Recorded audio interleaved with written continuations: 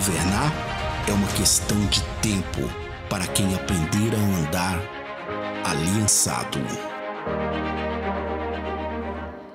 Bom dia, paz e graça a todos que estão em casa nesse domingo de Páscoa, domingo de celebração da vida.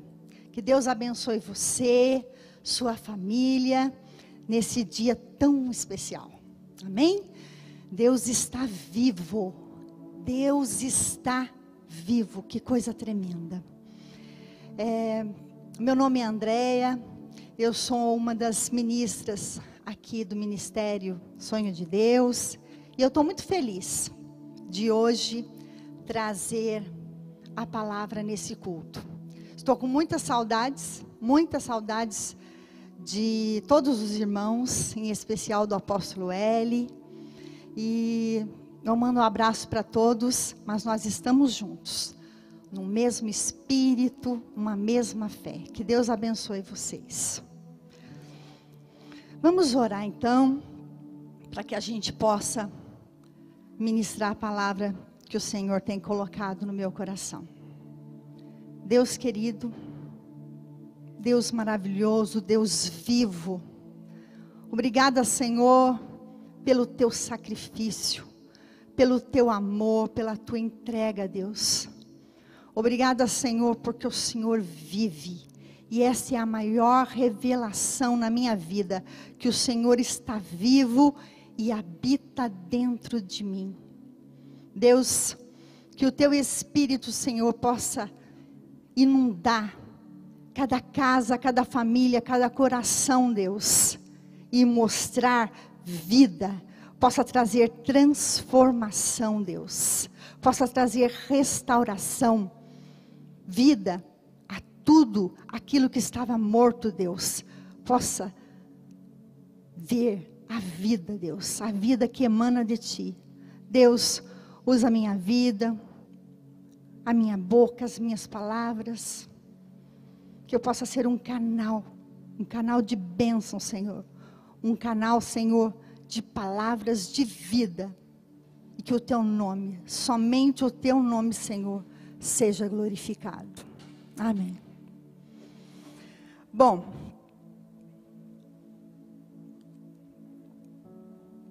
acho que nunca nós estivemos numa Páscoa tão isolados e tão próximos ao mesmo tempo. Próximo da família, próximos em corpo, porque nós estamos aqui, né? Poucos aqui fazendo o culto, mas a gente sente que, embora a igreja esteja vazia aqui dos irmãos, existe um espírito que une esse corpo, e que nada pode paralisar o mover de Deus. Então, é tremendo. Hoje, quando eu cheguei aqui, eu me sentei ali atrás, e o Michael estava aqui, louvando, e que delícia que é você louvar, você estar na casa de Deus. Que delícia. E com esse tempo nós estamos, né, estamos tendo um novo ressignificado de estar na casa de Deus. Eu espero que quando a gente termine esse tempo de isolamento, a gente saia mais forte, a gente saia com um novo entendimento do valor de estarmos em corpo, do valor de estarmos na casa do Senhor, do valor que é vivermos em família. E é tremendo a gente ver como que Deus para tudo, num estalar, num piscar de olhos, Deus para tudo. Foi assim que aconteceu, da noite para o dia. O mundo inteiro parou. Por quê? Por que parou? Sim, existe, né, o Covid-19, esse perigo aí, a precaução, mas tudo que Deus faz tem um propósito. Tudo, né?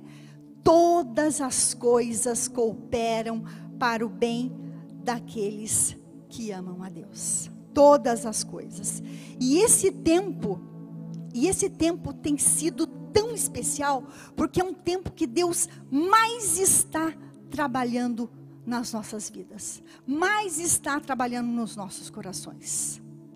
Como o apóstolo Eli disse, numa das pregações dele, acho que sábado de ceia, que Deus está construindo, Deus está edificando algo novo, algo novo. Nós não entendemos, mas nós esperamos. A nossa esperança, a nossa confiança que há de vir um tempo novo. Muitos podem dizer assim: tempo novo? Que tempo novo é esse que vai vir? Tempo de fome? Tempo de seca? Tempo de morte? Não, não. Para nós que temos a esperança, a confiança, a fé em Deus, nós sabemos que Deus nos levará a um outro nível. A um outro nível de relacionamento com Deus, de relacionamento com a família, de relacionamento aqui com o corpo de Cristo. As coisas não poderiam continuar do jeito que estavam.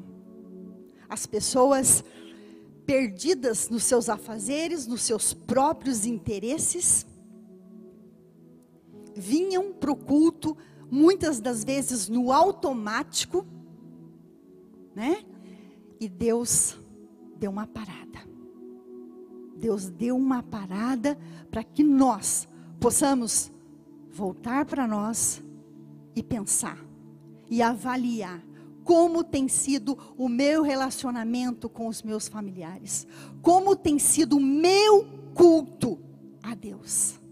Será que eu tenho apresentado, né, como o apóstolo Paulo fala, apresentar os corpos num sacrifício, num culto racional a Deus?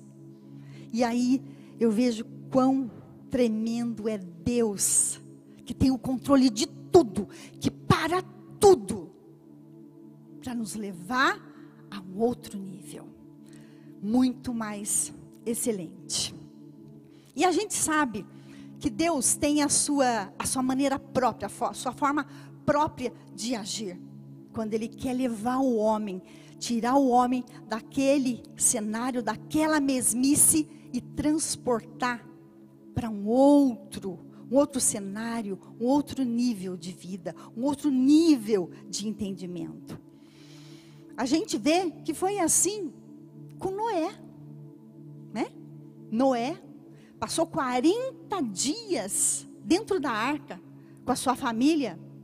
E quando ele saiu depois de 40 dias, era uma terra nova. Ele ia povoar a terra com um sentimento, com uma consciência, com temor a Deus. A gente vê que foi assim com o povo que caminhou 40 anos no deserto.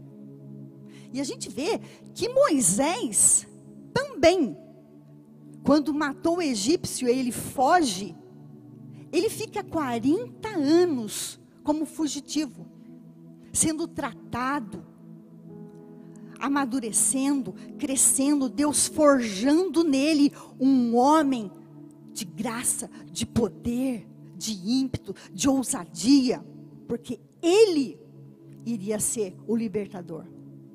40 anos ele passou longe do Egito, para Deus trabalhar, levar ele a um outro nível, para que ele pudesse voltar ao Egito e libertar o povo. O povo passou 40 anos no deserto, para depois chegarem numa terra prometida. E a gente sabe que não foram todos que entraram na terra prometida. Foram apenas alguns. Apenas alguns, os homens menores de 20 anos, que Deus tinha forjado, que Deus tinha criado um caráter de Josué. Então, a gente vê que Deus usa muito esse número 40. Não precisa ser necessariamente 40 dias, mas Deus sempre usa um tempo de isolamento, de reclusão, para Ele trabalhar. Foi assim com Paulo. Paulo, quando se converteu, ele passou 3 anos no deserto, para depois começar o seu ministério. E o próprio Jesus, a gente vê que ele passou 40 dias em jejum no deserto, se preparando para a missão que ele ia ter que cumprir, para o propósito pelo qual ele veio à terra. E depois da ressurreição de Jesus, a gente sabe também que ele passou 40 dias com os discípulos na terra, para depois ele subir aos céus. Então, a gente vê que Deus sempre usa esse tempo para trabalhar, para nos levar a um outro nível de entendimento, de caminhar com Deus. E falando em ressurreição, hoje o povo cristão, ele comemora, né? Nós comemoramos a ressurreição de Jesus. E agora voltando um pouquinho na história, a Páscoa, né? Páscoa no hebraico quer dizer Pessá. Pessá no hebraico, e traduzido para o grego quer dizer passar por cima, passagem. E a Páscoa, ela foi estabelecida, instaurada por Deus lá no Egito. A primeira Páscoa aconteceu lá no Egito, né? Quando Deus mandou Moisés para libertar o povo, e o faraó endureceu o seu povo, e Deus começou a mandar as pragas. E na 10ª praga, que era a morte dos primogênitos, Deus fala para Moisés falar para o povo que era para cada família pegar um cordeiro novo, sem mancha, sem mácula, não podia ser cego, não podia ser manco, e separar. Se não tivesse cordeiro, pegasse um cabrito. E que eles, na noite que o anjo passaria, eles deveriam comer esse cordeiro, esse carneiro novo. E ali, eles tinham que comer tudo. A carne não poderia ser cozida, frita, a carne teria que ser assada. E eles deveriam comer tudo, não deixar nada, e comendo, com ervas amargas, que hoje, se a gente pensar nessas ervas amargas, eram ervas que tinha lá no Egito, que eram ervas compridas assim e amargas. E hoje é muito parecido com a chicória, né? Que são folhas compridas e amargas. E com pães asmos. Então eles deveriam comer aquele cordeiro assado, juntamente com ervas amargas e com pães asmos. Pães asmos é pão que não leva fermento. Não tem fermento. E aí, Deus falou para Moisés que era para eles pegarem o sangue daquele cordeiro e passar nas portas, nos umbrais. E quando chegou a hora do anjo passar, aquela porta que tinha aquela marca, sinal do sangue, o anjo, ou seja, passava por cima. E notem que esse sangue, diz lá, que fala assim, olha, o sangue nas portas não era um sinal para Deus. Não era um sinal para Deus. Deus sabia de tudo. Mas era um sinal para o povo. Para o povo. Que diz assim, ó, lá em Êxodo 12, 13. Mas o sangue vos será por sinal. Quer dizer, então o sangue será para vocês um sinal. Então o sangue nas portas não era um sinal para o anjo, mas era um sinal para o povo. de que isso daí já profeticamente já mostrava que o sangue do cordeiro seria derramado. Seria derramado e esse sangue é que nos livraria da morte. E Jesus foi morto como um cordeiro. Jesus foi morto naqueles dias da Páscoa. Para os judeus, existiam 3 festas muito importantes, que eram as festas da primavera. As festas da primavera, eram 3 festas. Então, a primeira festa da primavera era a festa da Páscoa. Depois da Páscoa, já no domingo seguinte, era a festa das primícias. E depois, 50 dias depois da festa das primícias, era a festa do Pentecoste. E olha que tremendo, se você pensar como que Deus planejou, Deus calculou tudo. Jesus, ele foi morto, ele foi crucificado no dia da preparação da Páscoa. Ele poderia ter sido morto, meus irmãos, em qualquer outro dia, mas ele foi levado preso, sentenciado à morte e foi morto, foi crucificado no dia da preparação da Páscoa, que era o dia que os judeus estavam em casa, matando, sacrificando o seu cordeiro. E Jesus foi ali, no dia da preparação da Páscoa, ele foi crucificado, como o cordeiro que tira o pecado do mundo. Enquanto as famílias estavam preparando o seu cordeiro para a sua família, Deus deu o seu único filho, o cordeiro, para ser sacrificado por todas as famílias do mundo.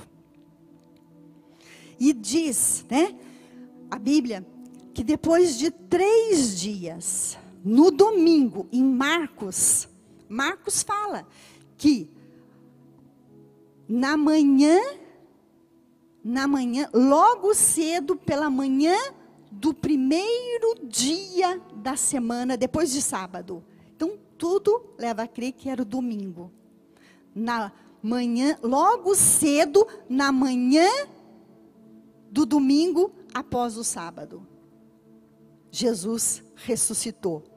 E pela lei mosaica, pela lei de Moisés, logo depois do sábado, o primeiro domingo, depois do sábado ali, da Páscoa, o primeiro domingo começava o festival das primícias. E Jesus ressuscitou no domingo das primícias. Vocês conseguem compreender que Jesus morreu na Páscoa como um cordeiro imaculado, Como o cordeiro que João Batista falou: eis o cordeiro de Deus que tira o pecado do mundo. Ele foi morto na Páscoa. Passaram-se 3 dias, ele ressuscitou no domingo, que começava a festa das primícias, e ele foi a primícia de Deus, que ressuscitou. E depois ele fica 40 dias com os discípulos ainda, porque os discípulos, vejam bem, depois que Jesus morreu, com certeza eles estavam desesperados, eles estavam trancafiados em casa, com aquele medo, mais ou menos do jeito que muitos hoje estão vivendo. Não digo nós, povo de Deus, porque nós temos a esperança, a confiança, a fé de que Deus está no controle de tudo. E depois desses dias de confinamento, virá um tempo novo. Mas os discípulos aqui, com certeza, eles estavam em casa, trancafiados e falando: o que vai ser de nós agora? O mestre morreu. O que vai ser de nós? Se mataram ele, vão matar nós também. E eles estavam em casa, de uma certa forma, até escondidos, isolados ali, com medo do que viria a acontecer. Mal sabiam eles que o domingo, que a ressurreição viria. Então, meu irmão, meu amigo, você que está em casa, não tenha medo do que vai vir, do que vai acontecer, como que eu vou sobreviver, e o meu trabalho, como que eu vou ganhar dinheiro. Não se preocupe com isso, meu amigo, meu irmão. Deus sempre tem algo novo. E os discípulos não sabiam, ou não criam, que Jesus falava depois de 3 dias. Então foi preciso Jesus ressuscitar, ficar com eles 40 dias, para consolidar isso, para mostrar que a promessa tinha sido cumprida. Mostrar para eles, provar para eles que Jesus ressuscitou. Que tudo aquilo que eles viveram, tudo aquilo que eles ouviram, não foi história, não foi mentira. E Jesus fica com eles 40 dias. E depois sobe ao céu, e depois de mais alguns dias, no domingo, era a festa, começava, né? Era a culminância da festa dos Pentecostes. Por isso, na cidade de Jerusalém, tinha muita gente lá. Então, a festa de Pentecostes, meus irmãos, não é uma coisa que aconteceu a partir de Atos 2, com a descida do Espírito Santo. A festa de Pentecostes já acontecia no Velho Testamento. Já acontecia no Velho Testamento. Era uma das festas judaicas que o povo judeu sempre fazia. Sempre fazia. A festa da Páscoa, a festa das primícias, a festa dos tabernáculos, e tem outras. Mas essas 3 eram as que aconteciam no começo do ano, no começo da primavera. Então, veja bem, foi tudo calculado por uma mente, pela mente de Deus. Jesus morreu na Páscoa, como o Cordeiro Imaculado, como aquele sinal que foi dado lá no Egito, do sangue nas portas. Que Deus falou, este sinal será para vocês, que quando verem o Cordeiro, o sangue, lembrarão que é a passagem da morte para a vida. Jesus ressuscitou depois de 3 dias, na festa das primícias, o primeiro. E nós somos seus filhos. Ele foi o primeiro. E todo o resto, Ele santificou. Ele vivificou também. Certo? Como diz aqui, eu queria que vocês abrissem, aí na casa de vocês. Por favor, abram. Em Efésios, no capítulo 2, Efésios capítulo 2, do verso 5 em diante, que diz assim, ó: estando nós ainda mortos em nossas ofensas, nos vivificou juntamente com Cristo. Nos vivificou. Cristo foi a primazia da ressurreição. E junto com Ele estamos nós. Ele nos vivificou. Ele nos ressuscitou para que nós tenhamos vida. Uma vida em abundância. E nos ressuscitou, olha, no verso 6. E nos ressuscitou juntamente com Ele. Nós morremos com Cristo e ressuscitamos juntamente com eles. Muitos creem que essa ressurreição Será no depois que nós ressuscitaremos com corpos gloriosos. Amém, isso também. Mas essa ressurreição aqui junto com Ele é para agora. É para agora. Nós morremos, nós matamos a nossa carne, nós crucificamos a nossa carne e ressuscitamos, vivificamos juntamente com Cristo, para uma nova vida.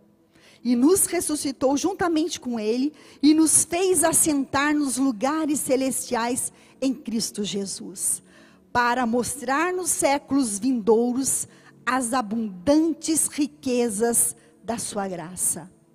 É agora, nesses séculos vindouros, para que nós possamos abundar, mostrar para o mundo as riquezas da sua graça, pela sua benignidade para conosco em Cristo Jesus.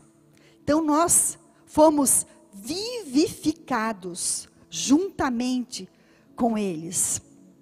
Em Romanos no capítulo 8 e no verso 11, diz assim, olha,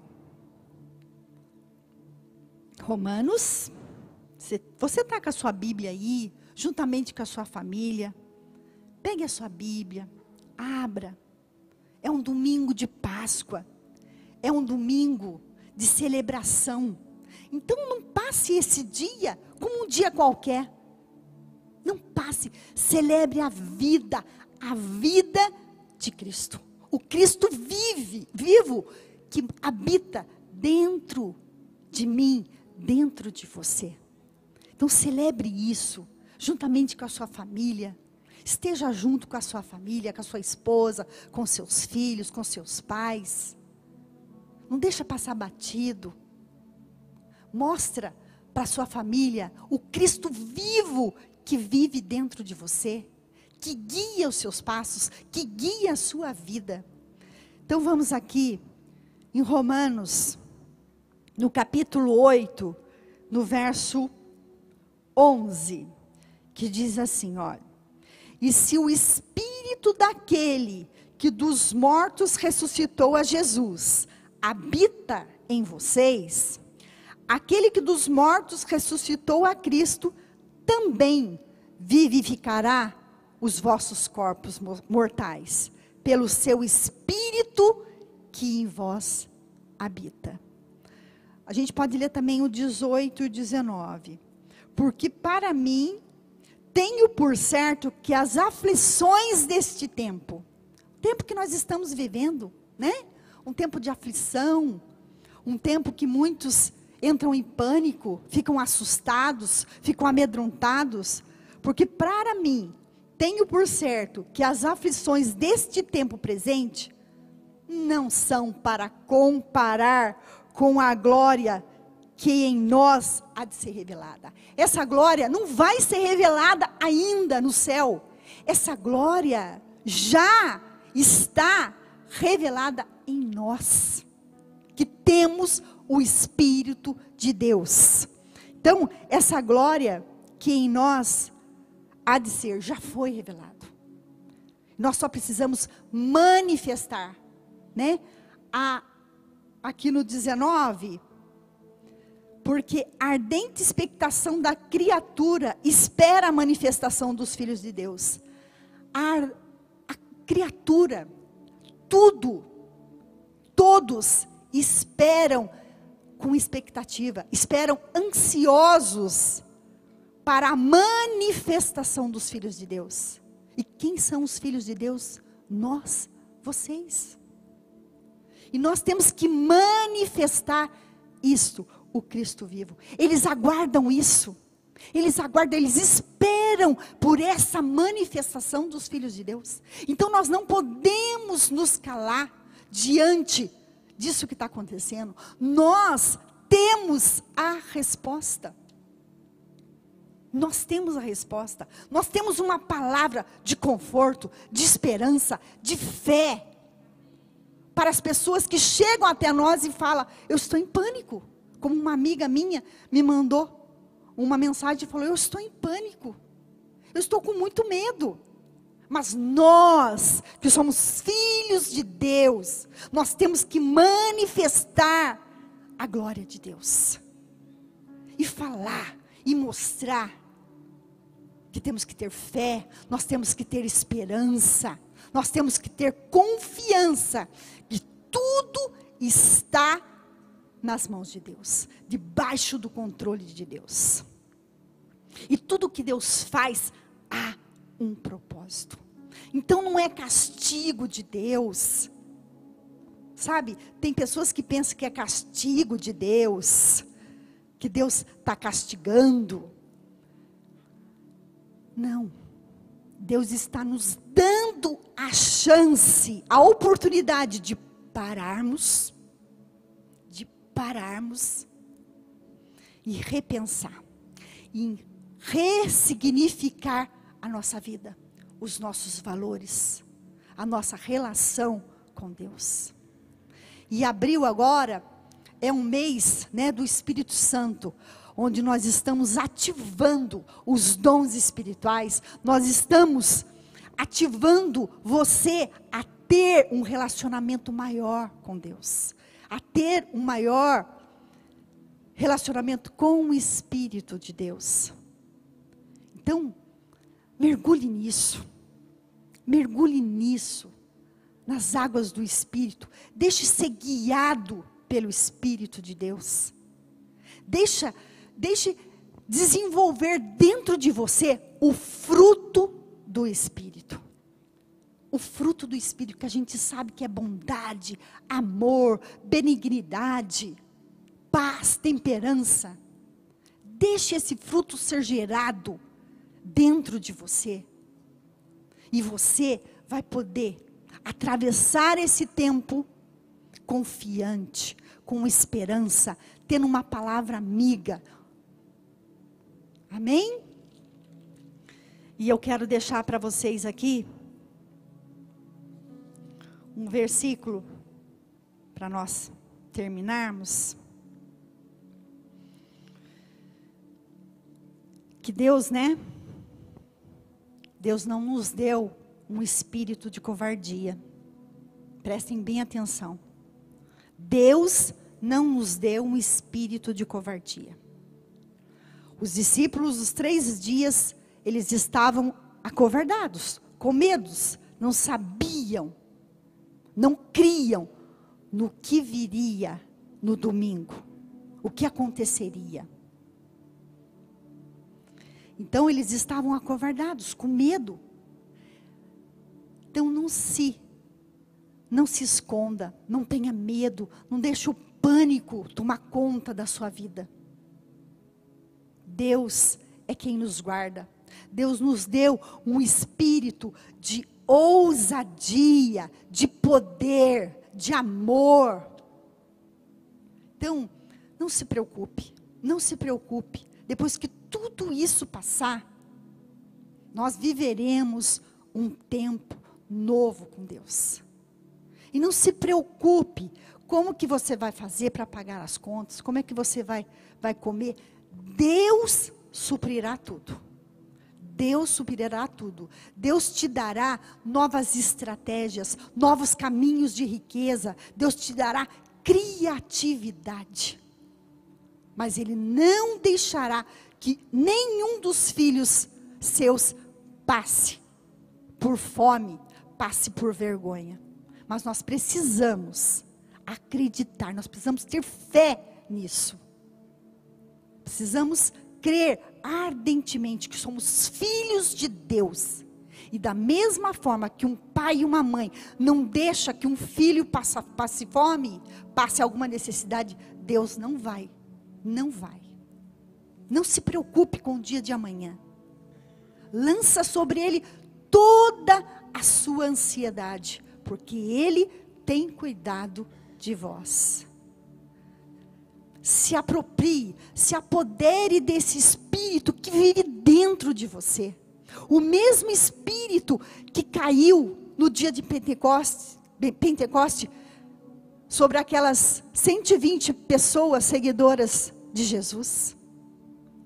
o mesmo Espírito Santo caiu e tomou conta daquelas vidas, foi quando o Consolador veio habitar dentro de nós. Aquele Pedro que era covarde, era medroso, era impulsivo, depois do dia de Pentecostes, depois que recebeu o Espírito de Deus sobre a vida dele, nunca mais ele foi covarde. Pedro foi um homem que, no dia de Pentecostes, ele aproveitou a oportunidade que a cidade estava cheia, porque era a festa do Pentecostes, a cidade estava cheia. Ele pregou as boas novas do Evangelho, pregou sobre Cristo crucificado, Cristo ressuscitado, e cerca de 3.000 pessoas se converteram.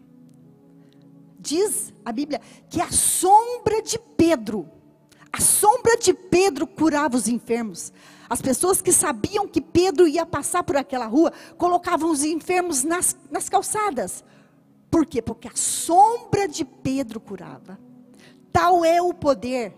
Aquele Pedro que, quando estava indo com João até o templo e viu um paralítico ali, e o paralítico pedindo esmola, ele virou para o paralítico e falou: não temos ouro nem prata, mas o que nós temos, isso nós te damos. Olha para mim. Pedro não colocou nem a mão no paralítico, ele só falou: olha para nós. O olhar de Pedro, com ousadia, curou aquele paralítico. Esse é o mesmo Espírito, meus irmãos, que habita dentro de nós. Então nós podemos fazer coisas muito maiores, como o próprio Jesus disse, que nós faríamos coisas maiores que eles. Mas por que nós não fazemos?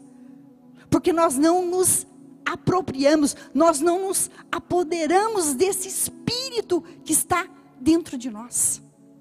Porque o dia que nós nos conscientizarmos desse Espírito de poder, desse Espírito de cura, desse Espírito de ousadia, vive permanente dentro de mim, nós seremos outros.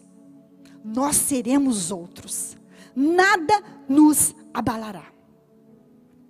Então, creia, esse tempo é um tempo onde Deus está construindo algo novo na sua vida, na vida da sua família, na vida do corpo da igreja. Que Deus abençoe vocês, que vocês tenham um domingo de Páscoa abençoado com a família de vocês. Celebrem a vida, celebrem o Cristo vivo, que não está morto, mas que vive dentro de mim, que atua na minha vida, que se move através de mim. Esse Cristo vivo possa gerar transformação, possa gerar mudança, possa gerar vida a tudo que está morto na sua vida, na sua família. Que Deus abençoe vocês. Um abraço e um feliz domingo de Páscoa. Amém? Michael, eu gostaria, se pudesse cantar para nós, porque Ele vive. Amém? Porque Ele vive, eu posso crer no amanhã. Porque Ele vive, Ele está vivo, então eu posso crer no amanhã. Um amanhã de bênção, um amanhã de prosperidade, um amanhã de proteção. Porque Ele vive. Amém? Governar é uma questão de tempo para quem aprender a andar aliançado.